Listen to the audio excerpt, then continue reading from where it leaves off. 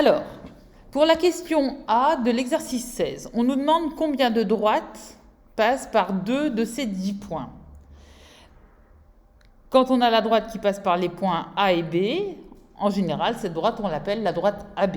Et c'est la même que la droite BA.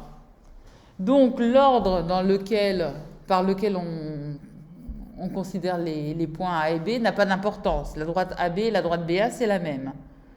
Donc, pour que ce soit plus simple, on pourrait très bien dire qu'on on nomme la droite par les 2 points par lesquels elle passe en mettant les 2 lettres dans l'ordre alphabétique. Puisque la droite AB et la droite BA, c'est la même. Ça va? Donc c'est bizarre, l'ordre n'a pas d'importance pour nommer la droite, mais puisque la droite AB et la droite BA, c'est la même chose, mais on peut très bien dire qu'on considère qu'on a la droite AB. Ça va? Vous me suivez jusque-là? Et donc, eh bien, c'est parti. On sait qu'on a 10 points, donc on va avoir n qui est égal à 10, et qu'on en prend 2 parmi ces 10 points. Donc je mets k égale à 2. Ça va?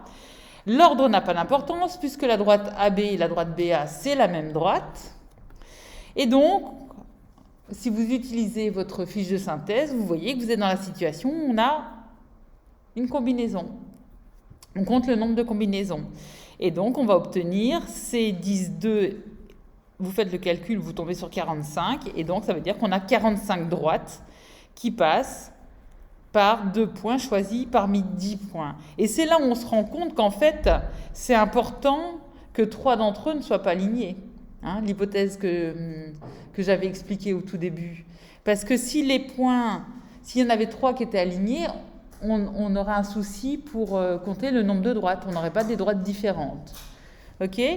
Donc cette hypothèse que j'ai écrite en vert, elle est très importante, hein, comme je viens de l'expliquer, et heureusement qu'elle est marquée dans l'énoncé, parce que sinon on était bloqué.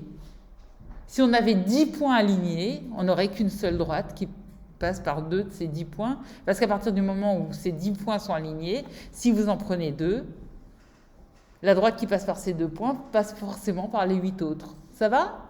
Donc cette hypothèse, l'air de rien, elle est très importante, et on est bien content qu'il l'ait indiqué. On passe à la question B.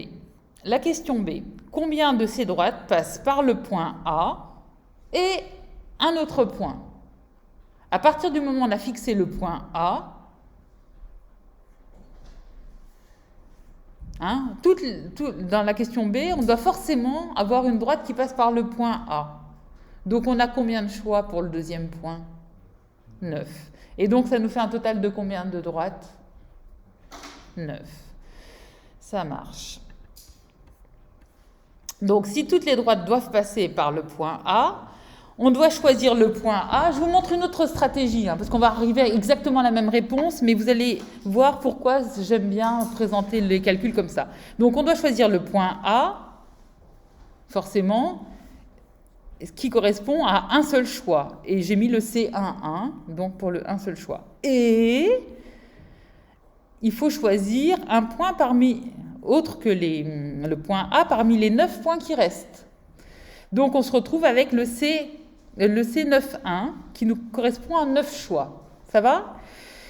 Et j'aime bien vous montrer ce calcul-là parce que ça nous donne une formule qui est très pratique. Donc on doit multiplier, comme on a le mot « et », on doit multiplier un choix par 9 choix, ce qui nous donne le résultat 9 choix que vous m'aviez dit de façon intuitive.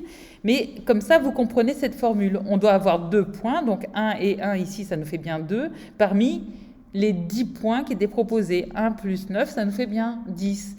Et cette formule-là, on va la retrouver très souvent. Là, dans cette question B, intuitivement, c'est beaucoup plus simple de dire qu'on a 9 choix possibles sans passer par cette formule. Mais c'est pour la suite que j'aime bien vous présenter les calculs de cette façon. Et donc, on obtient nos 9 droites qui passent par le point A. OK ? Donc, en pensant à cette formule-là, ça va vous aider à voir comment faire les autres questions. OK ? Je vous laisse réfléchir un petit peu.